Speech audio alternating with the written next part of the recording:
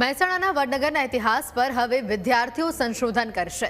વડનગરના 3000 વર્ષ જૂના ભવ્ય વારસાને ઉજાગર કરવા માટે ગુજરાત સરકારે વિવિધ શૈક્ષણિક સંસ્થાઓ સાથે એમઓયુ કર્યા છે।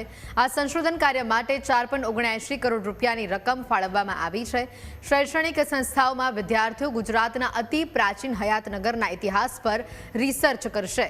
7 ખંડમાં વહેંચાયેલા વડનગરમાં ઉદ્ભવેલી વિવિધ સંસ્કૃતિઓ પર હવે ઊંડાણપૂર્વક સંશોધન હાથ ધરવામાં આવશે।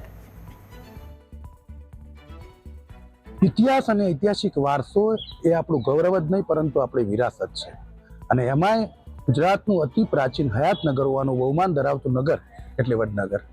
આશરે 3000 વર્ષ કરતાં વધુ પુરાણા નગરને વડનગરના ઇતિહાસને ઉજાગર કરવા માટે સરકાર દ્વારા અનેકવિધ પ્રયાસો કરવામાં આવ્યા છે, પરંતુ આગામી સમયમાં સરકાર દ્વારા થયેલો એક એવો પ્રયાસ કે જે વડનગરના ઇતિહાસને જે મૂળ સ્વરૂપમાં જે ઇતિહાસ છે તેનું શૈક્ષણિક સંશોધન થતું જોઈ શકાશે।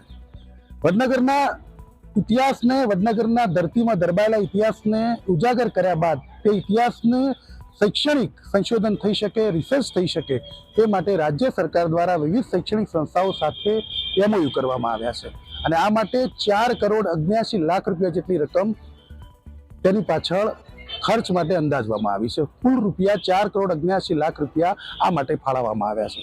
વિવિધ શૈક્ષણિક સંસ્થાઓમાં જે રીતે ઇતિહાસ અને ઐતિહાસિક વારસા ઉપર જે સંશોધન થાય છે, પીએચડી એમફિલની જે ડિગ્રી લેવાય છે, તે જ રીતે હવે વડનગરના ઐતિહાસિક વારસા બાબતે પણ આગામી સમયમાં સંશોધન થઈ શકે છે।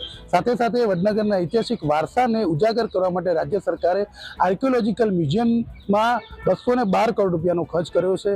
એ જ રીતે રિસર્ચ થઈ શકે તે માટે વિવિધ શૈક્ષણિક સંસ્થાઓ સાથે એમઓયુ કર્યા છે અને તે માટે 4.79 કરોડ રૂપિયાની ગ્રાન્ટ ફાળવી છે। આગામી સમયમાં વડનગર જે 7 ખંડમાં વહેંચાયેલું નગર હતું, પ્રથમ ખંડ, બીજો ખંડ, ત્રીજો ખંડ, ત્યારબાદ જે રીતે 7 ખંડમાં વહેંચાયેલું નગર એકવાર વસ્યું, ત્યારબાદ તૂટ્યું, ત્યારબાદ ફરીથી ભાગ્યું અને તે રીતે હયાતનગર હોવાનું જે બહુમાન છે, કેવી રીતે વડનગર વસ્યું હતું, વડનગરમાં કઈ કઈ સંસ્કૃતિઓ ઉદ્ભવી અને કઈ કઈ સંસ્કૃતિઓનું પતન થયું અને વડનગર કઈ રીતે ઇતિહાસમાં જે સ્થાન ધરાવતું હતું તેનું ઐતિહાસિક મહત્વ શું હતું, આ તમામ બાબતો આગામી સમયમાં સંશોધનનો વિષય બની શકે છે અને આગામી સમયમાં વડનગરના ઇતિહાસ ઉપર પણ શૈક્ષણિક સંસ્થાઓમાં સંશોધન થતું જોવા મળી શકશે। Kamlesh Raval, news capital, Mehsana.